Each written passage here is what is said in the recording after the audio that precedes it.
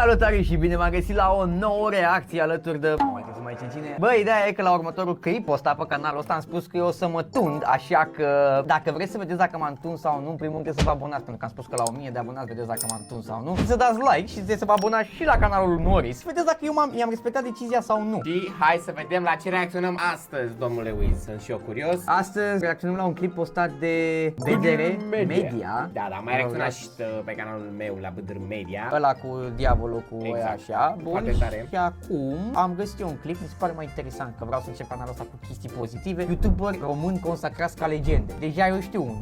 Irafael. Hai să vedem ce are de spus BDR Media. De la Irafael, consacrat ca cel mai tare gamer român, la Călinaciu, ca cel mai mare hater de pe platformă, la, ei bine, Shelly, care cară tot YouTube. Călinaciu a fost cel mai mare hater? Bă, sincer, avea poliția YouTube-ului și cam le dădea. Se juca Rocket League acolo, nu știi clipurile alea cu Rocket League? Nu știu. Da, a luat mulți, l-a luat și pe Shelly, l-a luat și pe Max, a luat foarte mulți YouTuberi. Deci da puri capătăți. Da, Am exact. YouTubeul actual. Aceștia sunt 8 YouTuberi români care s-au consacrat ca legende. Îi cunoașteți după Blur? Că eu da. Da, hai să vedem. Deci Rafael Ilies Vlogs, ăsta nu știu cine e. Eu cred că este Satana. Satana, da? Bianca Adam, Mikey H, Shelly, Creative Monkeys. Și pe ultimul scrieți voi în comentarii. Începând, ei bine, cu Călinaciu, cu 136.000 de abonați. Călinaciu a apărut în 2012. A debutat ca un tânăr YouTuber care avea să reprezinte vocea dreptății pe YouTube prin seria Poliția YouTube-ului. În aceste videoclipuri ironiza și critica vloggeri mai mari sau chiar cântăreți. Deși acesta și-a șters în prezent tot ce avea de-a face cu această serie, putem încă să regăsim urma digitală pe care a lăsat-o în re-upload-urile comunității. Călin s-a luat de cele mai mari nume. Max și altele este una din victimele principale. De exemplu, acest video în care se ia aspru de el, pentru că nu numai că este foarte cringe, dar pentru că și face contentul prea vag. Sunt singura persoană care are probleme grave când vine vorba de trezitul de dimineață. Îmi și imaginez că o fată de 13 ani a văzut chestia asta și s-a atins la pentru prima oară în viață, pentru că nici ei nu-i place să se trezească de dimineață și să meargă la școală și s-a gândit că au așa de multe în comun, gen și atinsul la în comun, get it? Sau pur și simplu Da, gen, efectiv, omul a aruncat cu prea multă ură. Nu știu de unde avea atâta ură, dar... No, bine, tu ești, se vede, ești on my own, adică ești pe cont propriu, nu te uiți tu la Călinaciu. La banane. mărci privind ținuta vestimentară. Frate, cu aia are cele mai fresh ghete în picioare, dă-te în sloboz. Adevărat, frate, parcă mi-aș dori și eu să am ceva la fel de șmecher ca el, dar să mor, n-am cum, frate, adevărat. Donați-mi și mie, vă rog frumos, ca să pot să-mi iau și eu niște ghete la fel de tari care... Bro, cât de hater era omul ăsta! Și așa vorbea, adică necenzurat, adică... Da, nu nu se pare adică un cuvânt chiar urât. Crede-mă, cu easy-urile alea, dacă te duci pe munte, ești praf. Max, din ochiul lui Călin, este un om care nu muncește și se plânge prea mult cât de greu e. Adevărul fiind că face mulți bani cu muncă puțină. El vrea să ne arate cât de greu este pentru el, deși tot ce face este să joace Clash Royale și Minecraft și să facă niște vloguri sponsorizate de-abia editate. Asta în timp ce și ia extrem de mulți bani. Pe lângă alte comentarii chiar la adresa persoanelor care l-ar fi susținut pe el. Și ca să închei cu cel mai amuzant lucru, îl mai țineți minte pe Hyman, care are un hanorac fake de la Bape? Cam atât e interesant. Fast forward un an și asta se întâmplă. Da, același Hyman care a făcut un schem de vreo 200 de euro și același Max care l-a batjocorit cu un an înainte sunt super tovarăși acum. Nu mai iau de Hyman acum și el oricum ca YouTuber și ca om... ăștia de a avut beef, știu. Da, a avut beef. Hai mi-a dat un schem atunci cu un cuțit sau ceva, nu mai țin minte. Și da, ceva rău oricum. ce? Da, mă rog. Și Max a făcut video, e un țepar și așa. Și eu aparent sunt prieteni, nu mai știu, oricum. Chestiile astea sunt, bă, te uiți la ele, zici că ca la Titanic. Nu e îndeajuns de interesant. Poliția YouTube-ului i-a adus notorietate. Tânărul Călin, citez, pândește și taxă orice derapaj al altor creatori. Clipurile sale erau argumentate și aveau un limbaj mai elevat decât media, ceea ce i-a permis să reziste într-un bif, chiar și cu staruri din trapul românesc, cum ar fi faimosul Poliția YouTube-ului cu Oscar, în care l-ataca grav pentru lipsa sa de talent în edit sau în muzică. O să numesc vlogurile astea și tot ce o să fac eu, lumea lui Oscar. O să fie complet needitate. Cred că am o idee de ce vrei ca această serie să fie needitată. Pentru că nu știi să editezi. Zicând chiar că nu va ajunge niciodată la visul său. însă, din nefericire, visul tău nu o să se îndeplinească niciodată. Crede-mă. Fast forward vreo câțiva ani și ce să vedeți? Bro, e efectiv, pe lângă că e hater, era o serie pe YouTube cu un băiat speaker de motivațional. Da. Fix așa a fost omul ăsta, jur. Ai un vis? Nu, ești un porc. Bă, nu da, poți. sincer, Oscar acum, că ăsta i-a zis că, vezi, domnule, nu o să ajungi nicăieri. Oscar e cam huge E acum. cam, da. Nu ascult muzică sau ceva, dar din ce mi-au mai zis anumiți oameni, bă, ei, huge. Uite, are... Și Călinaciu are niște piese mișto. Și Călinaciu a făcut piesă cu Oscar. Apare Patimi de la Călinacio fit Oscar. Ironic, nu? Am fost o static femeie băutură și patin și... După câțiva ani de comentarii polițienești pe YouTube a pivotat spre muzică. Călinacio, alături de... Gata mă, că asta vreau să zic, Călinacio. Știu că l-am auzit la un moment dat că parcă a cântat sau a făcut ceva cu Mădălin Șerban. Da, e posibil. Da, el acum e pe partea asta artistică, da. Da, deci s-a dus Probabil omul și-a dat seama că, bă, eram un copil frustrat și doar făceam mizerii pe internet. Vreau și eu totuși să fac ceva artistic. la benefic. Da. de noi, care este artist, nu de alta. Cu siguranță. Chiar asta sunt. În vara lui 2017 a lansat un așa zis diss la Shelly. Bă, Shelly, n-avem nimic cu avem doar ceva cu tine. Astăzi canalul său are în jur de 136.000 de abonați, dar Călin s-a retras de YouTube-ul de comentarii, reușind cea mai crazy rebranduire din media românească, probabil. Dar trebuie totuși să menționez că postez astfel de mini-documentare aproape la fiecare săptămână, iar 97,8% dintre voi nu sunt abonați. Cum Așa faci că dacă nu editurile vreți să astea, pierdeți frate? următoarele Nu, dați video, foarte puteți bune, să vă dați abonați, foarte bine. activați clopoțelul. Și vocea o are Ai mișto. Rafael cu 2,68 milioane de abonați. Rafael Stoica a creat canalul Ai Rafael în mai Fel Stoica. Bro, de unde știi numele de familie? Nu știu frățiorul meu. Rafa, Cred eu că ai a grijă fost. cu cine vorbești. Eu cred că omul ăsta te cunoaște mai bine. Bro, nu știam cum îl cheamă. Și vorba aia, Sunt totuși fan. sunt vreo 7800 de clipuri acolo. Aia că nu te-ai uitat la toate. Nu m-am uitat la de la, cred că vreo 5.000 de... 4, 5, cred că m-am uitat.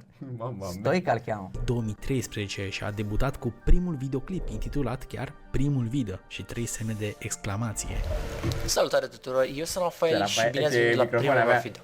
care e un gameplay de Minecraft Știți cum sunt TikTok-urile alea, meme-urile alea cu piloții de avion? Da, Bagă exact. microfonul în gură, așa era Rafa cu asta.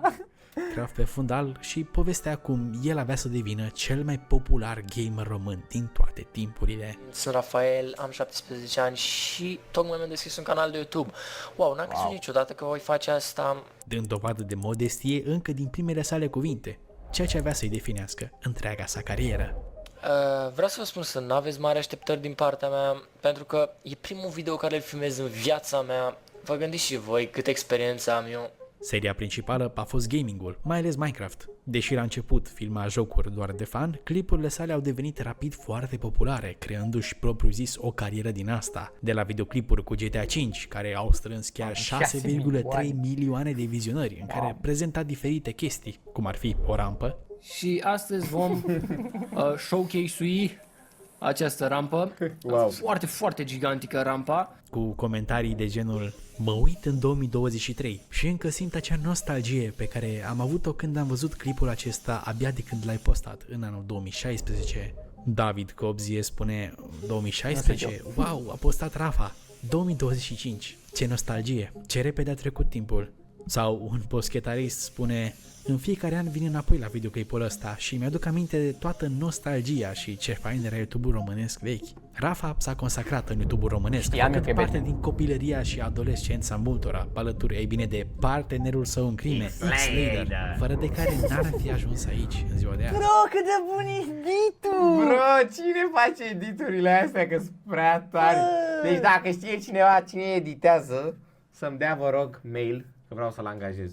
Bă, cât de bine! Vreau să-l iau aici, la Best Noise Media, că așa e edituri. Incredibil, dar mi se pare foarte bun. Sigur și editorul a gândit chestiile astea, știi? Cel mai probabil. Că top om, wow, da. Și cu care a creat cel mai iconic duo de pe YouTube-ul românesc, cu care Rafa a filmat vlogul special de 1 milion de abonați. Am făcut acum câteva zile 1 milion de abonați și m-ați tot bătut la cap să fac ceva special, așa că Acest lucru e foarte special pentru că e prima dată pe anul ăsta când ies din casă. Ai Rafael este astăzi regele gamingului din România și autenticitatea sa și poate ciudățenia l-a transformat într-o legendă națională a YouTube-ului. În 2025, canalul său numără 2,68 milioane de abonați și peste 1,5 miliarde de vizualizări. Este în continuare activ cu upload-uri regulate și numeroase streamuri, părând să fie întotdeauna în lumina reflectoarelor, precum și cu noua sa tunsoare, care, da, deși pare a fi o tâmpenie, a atras 164.000 de vizionări și stârnind nostalgia fanilor. Și boom, noua frizură este aici. Mi-ați spus de-a lungul la 3 ani să mă tund, că arăt ca Eminescu. Max și altele spune Prime Rafa is back. Robinet spune mă simt înapoi copil. Robi! Alex pe capa spune n-am crezut în viața asta că am să te văd din nou cu părul scurt. Uitându-mă la tine acum, mă simt cu 10 ani mai tânăr. Îți stă foarte bine cu părul lung, dar și cu părul scurt arăți la fel de bine. Succes! E o adevărată plăcere să te urmăresc. Sau Daniel Rotaro BQ spune legenda niciodată nu pleacă. Bă, dar... culmea, cred că de când a făcut vlogul ăsta, știi că mai erau niște meme, că am mai pus eu un clip în care reacționez tot la Rafa și chiar era o chestie când vorbea că este o plăcere să fac YouTube când citesc comentariile și zicea acolo primul, Fafa, Caca și încep oamenii să înjură. Și acum văd comentarii foarte frumoase, cred că. Bă, are multe, mă. Adică, băi da, uite-le! Chiar sunt și oameni care își pun sufletul într-un comentariu și, nu știu, dacă eram în locul lui Rafa, bă, mă simțeam extraordinar de bine. Cred că se simte bine, doar că nu neapărat că exteriorizează chestiile astea. Da, oricum Rafa pare genul de om care e super chill așa. Da. Și el așa e fericit. Nostalgia is back. Mikey H cu 1,45 de milioane de abonați. Mihai Alexandru H, a.k.a. Mikey H, și-a lansat canalul pe 3 martie 2011. La început, seria Doza de H era un fel de mini-jurnal amuzant de știri și comentarii interesante. Bă, înțeleg, a fost wow, Mikey, dar nu l-aș trece neapărat la legendă, având în vedere că a fost un YouTuber care și-a dat auto-cancel. Am tot respectul pentru el pentru ce a făcut, dar legendele rămân legende de regulă, adică cumva e un auto-cancel. Păi a început să deraieze un pic. Neața, dragilor, este vineri. Hai să dăm drumul dozei de H. Un exemplu de video din Doza de H este primul care este prezent acum pe canal și care a adunat 553.000 de vizionări și avea un nume mai sugestiv, o doză de calitate, în care nu numai anunța site-ul său. Și încă o chestie. Am relansat site-ul dozadeh.com de acum încolo, dar și vorbea despre câteva faze amuzante de pe internet. Televizoare pe care mare parte din publicul antenelor încă le mai folosește. În timp, seria a devenit un fenomen, ceea ce l-a făcut pe Mikey H primul YouTuber român care să atingă 1 milion de abonați. Da.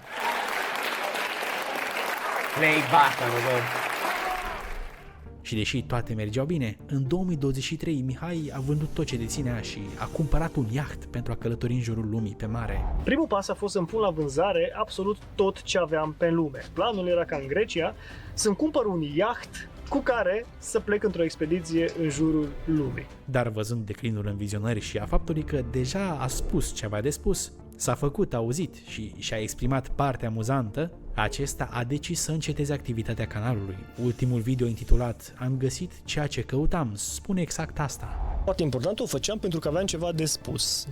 De asta și cu Doza de H aveam nevoie să mă exprim, această latură comică a mea. Zicând și că dacă la început o făcea din plăcere, eventual a devenit un job, ceea ce l-a dus să-l și lurească. Așa că și-a regăsit liniștea și îndeplinirea în viața reală, departe de internet, bucurându-se că este liber și că poate trăi așa cum dorește și că dacă ar fi să mai facă YouTube-ul, ar fi pentru bani, ceea ce nici nu se pune în discuție. Și mi-am dat seama că de fapt am găsit ceea ce căutam. Așa o fi la toți, oare, când ajungi în punctul ăsta? Asta, fix să mă gândeam și eu de ce mă mai uitam. Omul are microfon pe iaht conectat și toate cablurile? Ce iaht așa făcut acolo? Stai mă, iahtul de astea care merg și așa mai departe sunt ca o casă pe apă, fix asta e o casă pe apă. Și ceea ce căutam de fapt era pe mine. Iar concluzia fiind că dacă nu mai are nimic de spus, nu va mai spune. Bun, asta a fost clipul, dragilor, vă pupă H-ul și da, ne vedem la următorul. Ilies Vlogs, un canal închis. Ilie este un caz mai special în acest video, deși într-adevăr este o legendă a YouTube-ului românesc. Spre deosebire de Mikey H, acesta a avut o retragere controversată, una care i-a încheiat toată cariera. de la skater și cel mai tare vlogger român, ce, deși era din Republica Moldova, era imaginea YouTube-ului din La fel și România, aici cu apoi legenda. la scammer crypto, încerca să păcălească fanii, să cumpere cursurile lui frauduloase de Forex sau și-a ars casa cerând apoi banii abonaților, a ajuns ulterior un nimeni despre care nu mai știe absolut nimeni nici din familia lui și care s-a schimbat într-o persoană oribilă, așa cum am mai spus și... Eu cred că s-a stricat, nu știu ce face acum, unde, nu mă interesează, de vreo 3-4 ani vorbesc cu el. Ilie a fost un simbol, un motiv pentru care toți copiii din România și Moldova intrau pe YouTube zilnic doar ca să vadă o provocare nebună sau ce se mai întâmplă la Board Shop. Dar cred că apogeul carierei lui Ilie a fost colaborarea cu Coca-Cola și participarea în proiectul România's Next Big Vlogger. Măi fată, sunt singurul care deține tot succesul. În care împreună cu nume precum Romania trebuiau să găsească următorul mare vlogger din România. Păi uite, o să vin și eu acum, mă grăbesc. Bine, hai grăbește. Shelly cu 3,79 milioane de abonați.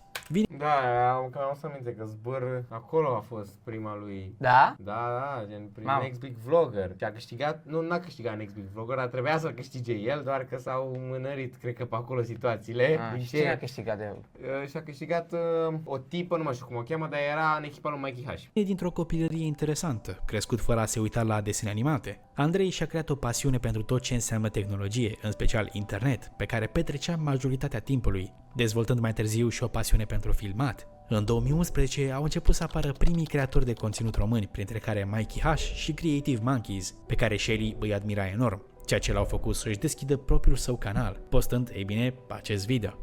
Cum probabil știți, săptămâna trecută a fost frig și a nins în toată țara. Bro, arăt ca el. Nu se taie asta, nu se taie. Dar începutul său adevărat vine cam după un an, când un youtuber din Craiova, Bone, cu 7000 de abonați, i-a luat interviu în parc, de unde Shelly și-a luat startul. Am găsit un băiețel. Cum te cheamă? Andrei. Și puțin avea să știe... Ce arogant! Ce arogant! Băi, dacă așa era atunci... Băi, Andrei. Andrei, scuză-mă pe mine, Andrei! Am găsit un băiețel. Cum te cheamă? Andrei.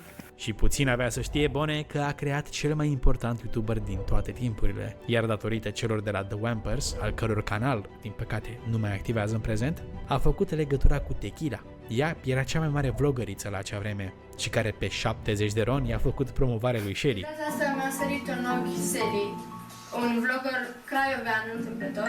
De acolo s-a lansat și restul este istorie. Dar apogeul lui Shelly vine în mai multe proiecte. De la Five Gang, care a strâns în total 303 milioane de vizionări, au umplut arenele romane de 2-3 ori chiar și au fost emblema unei generații.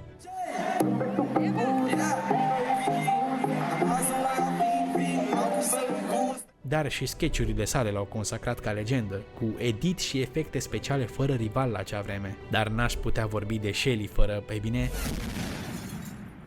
Băga-mea jopa Shelly Style, care a fost una din cele mai iconice lucruri marca Shelly. În prezent, Shelly este imaginea YouTube-ului din România, cu proiecte ca Beach Please, care, separate de YouTube, boostează single-handedly. Da, nu, aici nu pas de acord. Okay. Adică... Mamă, ia, stai că avem un debate, abia așteptam acest debate. Bă, e huge, e wow, dar YouTube înseamnă YouTuber, înseamnă tu. Shelly deja...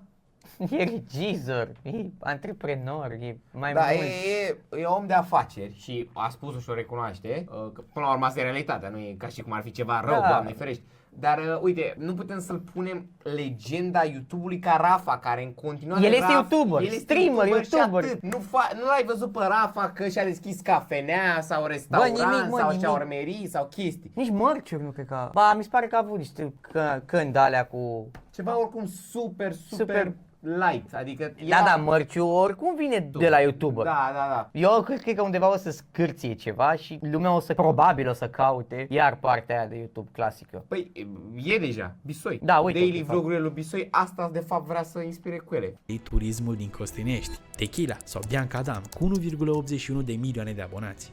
originară din Craiova, pentru că se pare că tot YouTube-ul românesc a luat naștere acolo. Pasiunea ei pentru filmat a luat naștere în clasa 8-a, când și-a cumpărat camera foto. În ianuarie 2012 a început să se filmeze în câteva clipulețe ce aveau apoi să fie postate în data de 2 februarie 2012 pe YouTube, de unde apoi va avea să-și formeze echipa de filmări, exact așa cum a povestit într-un Draw My Life de acum 12 ani, ce a strâns cam 3,3 milioane de vizionări și pe care l-a postat când avea 70.000 de abonați. În prezent, Bianca numără în jur de 1,81 de milioane de abonați, ajungând cu mult departe de vremurile respective și continuă să posteze vloguri în colaborare cu atât cu artiști cât și cu alți creatori de conținut actuali, având și serii destul de ambițioase precum Europa Express, cu 6 vedete care se bat pentru 3.000 de euro, exact acesta fiind și titlul. Și ceea ce apreciez cel mai tare la Bianca este stilul de editare care nu seamănă absolut deloc cu ce ai vedea în prezent pe YouTube. Și e exact cum te-ai aștepta de la una din fondatoarele YouTube-ului, comentariile ei fiind de genul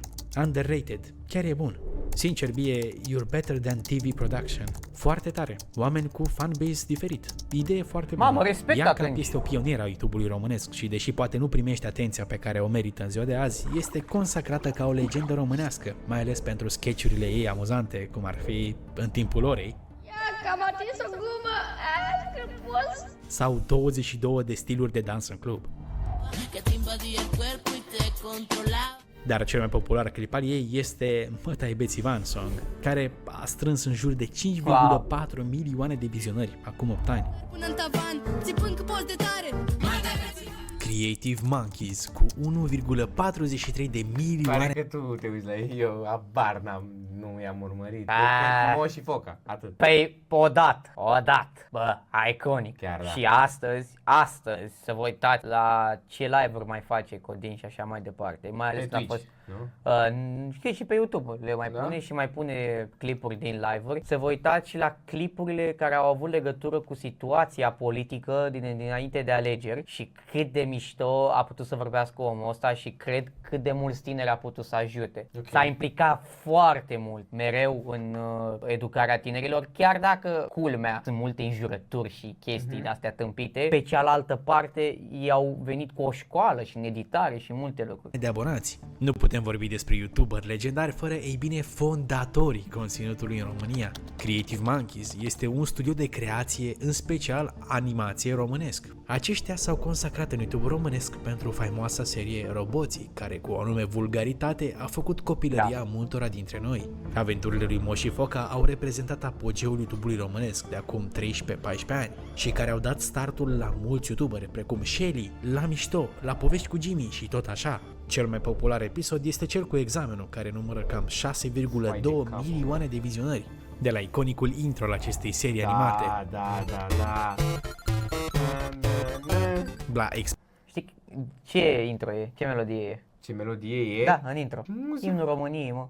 Da, mă, ai dreptate. Deșteaptă-te române. Da. Ca să înțelegi cât de, adică nu sunt vreun naționalist sau ceva, wow, de ăsta să zici. Asta au făcut oamenii ăștia. Pozițiunea aproape identică la fiecare episod și glumele despre mame. Perfect, simplu ca măta de la țară. Știi, ce la 6 fix? Sau unele glume mai deștepte despre literatură.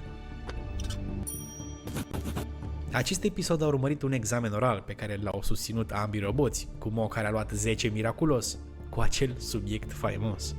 Extorsiunea degajamentului acvatic în condiții optime. Bravo, până aici ai nota 10.